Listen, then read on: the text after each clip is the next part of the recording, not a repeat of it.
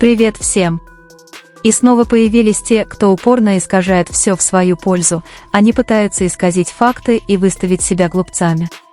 Они утверждают, что Тэхён сам купил кашемировый свитер Chrome Hearts во время своего визита в Лос-Анджелес. Они притворяются, что это был подарок от Чонгука, хотя в этой истории этого никогда не было. Они снова говорят, ничего не проверив, не понимая дату, доступность или контекст, и в конечном итоге втягивают Тэхёна в предположение, которое не соответствует тому, что на самом деле произошло в этой фанатской истории. Странно то, как они повторяют эту идею так, будто это правда, когда на самом деле она разваливается от небольшой простой проверки. Свитер был частью ноябрьской лимитированной коллекции, эксклюзивной линии, которая не была доступна в физических магазинах Лос-Анджелеса в то время.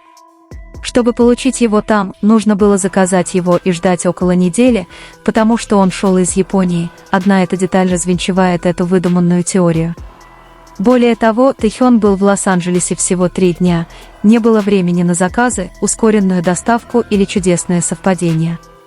Несмотря на это, многие продолжают пытаться переписать историю, как будто многократное повторение лжи может сделать ее правдой. Более того, теперь они пытаются втянуть Намджуна в спор, не имеющий отношения к делу. Они пытаются отрицать, что Чонгук с любовью выбрал свитер, который Намджун носил 4 сентября в этой истории. На самом деле, этот свитер не имеет никакого отношения к кашемировому свитеру Тэхёна в форме сердца, который был официально выпущен в ноябре, как часть другой линии. Это две разные вещи из разных моментов и контекстов, невозможно связать их, не навязывая нелогичное повествование. Еще одна деталь, которую некоторые намеренно избегают, это то, что выбор свитера Тэхёном был личным штрихом в сценарии, особым жестом, задуманным Чонгуком, чем-то, что не требовало дополнительных обоснований. Это не первый раз, когда они пытаются отрицать то, что уже четко установлено в повествовании. То же самое произошло, когда Тэхён гордо продемонстрировал свои синие кроссовки Moncler вскоре после возвращения Чонгука из США в ноябре 2023 года. Даже тогда они настаивали на отсутствии связи, на том, что это не был подарок, а простое совпадение. Несмотря на то, что синяя модель кроссовок была доступна только в США, а не в Корее, и в повествовании было четко указано происхождение товара, некоторые все равно спорят, хотя все детали сходятся без необходимости в сложных теориях. Каждый раз, когда мы рассматриваем детали этой истории, проявляется одна и та же закономерность. Те, кто пытается ее отрицать, в конечном итоге противоречат сами себе. Они опираются на предположения, которые не соответствуют дате выпуска или доступности, и в конечном итоге версия, которую они пытаются продвинуть, не выдерживает простой критики. Между тем, жесты Чонгука и Тэхёна в этом фан-нарративе остаются прежними, спокойными, неприукрашенными. Не нужно преувеличивать или усложнять, просто видя все такими, какие они есть, все кажется простым. Поклонники также всегда помнят Тэхёна в кашемировом свитере Лухар, подаренном им Чонгуком, момент, который не нуждался в словах. То, как Тэхён поправил свитер, и то, как Чонгук посмотрел на него, говорили само за себя, они ценили друг друга, не говоря много слов. Годами они оставались такими, тихими, внимательными, нежными друг с другом, с нежностью, которая никогда не была притворной. Они балуют друг друга не из-за цены, а из-за того, как они это выбирают. Свитеры Chrome Hearts, обувь Moncler, футболки Sirloin, Balenciaga, золотые перчатки, даже мексиканское мороженое на палочке – все это выбирается со спокойствием и вниманием друг к другу. Привлекателен не материал, а смысл, выбирая что-то, представляя, как это носит другой человек, представляя его реакцию, представляя простые радости, которые приносит небольшой выбор. Эти маленькие подарки также раскрывают, кто они, когда они вместе, не потому, что они экстравагантны, а из-за тепла, которое они приносят. Когда Чонгук был стажером в США, он купил футболку с изображением себя и Тэхёна, простой, но очень личный жест. Тэхён не менее внимателен, даря Чонгуку духи, он говорит со смесью застенчивости и нежности: «Мой ребенок, возможно, странно пахнет ночью», честный и милый комментарий, который делает подарок еще более значимым. С юности их фотографии запечатлели нежную близость, легкий смех, общее молчание и то, как они слегка наклонялись друг к другу, автоматические жесты, которые происходили неосознанно. Такие моменты остаются теплыми в ретроспективе, связь никогда не угасает, она только растет вместе с ними. Чингук часто не может скрыть улыбку, показывая Тэхёну подарок, улыбка, которая появляется внезапно, улыбка того, кто действительно что-то любит.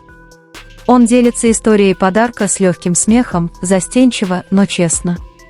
Его глаза сверкают, когда он рассказывает историю, не чрезмерно эмоциональными эмоциями, а тихой искрой чего-то знакомого и драгоценного. Даже когда он пытается подавить свою реакцию, близость очевидна, он говорит о выражении лица Тэхёна так, будто они хранят личный архив, который важен для него.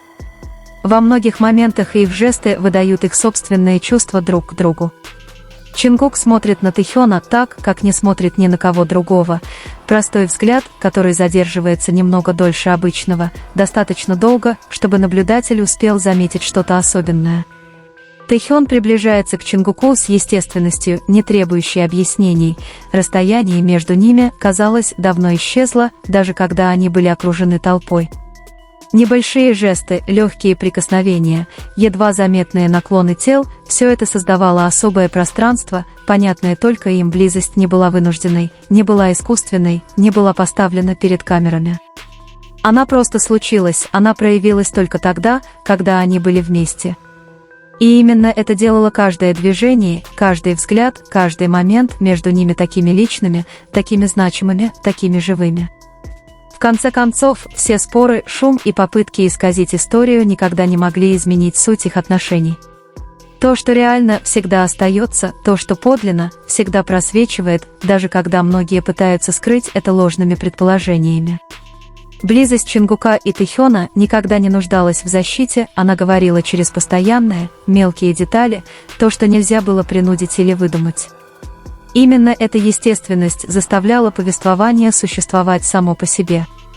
Все теории, пытавшиеся скрыть их доброе намерение, в конечном итоге рушились, столкнувшись с простой правдой. Их жесты отвечали друг другу, их выбор дополнял друг друга, время, проведенное вместе, отражало неоспоримую близость.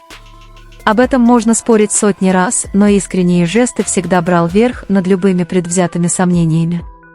В них царило тепло, тишина взаимопонимания и то, как они находили друг друга даже в толпе. В такие моменты становилось ясно, что их связывала не просто давняя привычка или временная близость.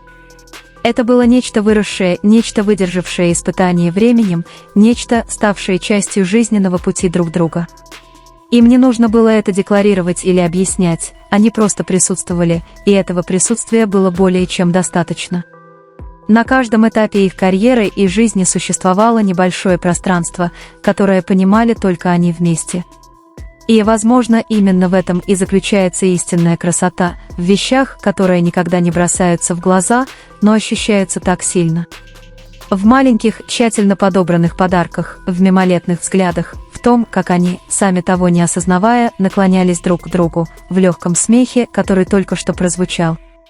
Эти мелочи, соединившись, образовали мозаику, гораздо более честную, чем любые слова.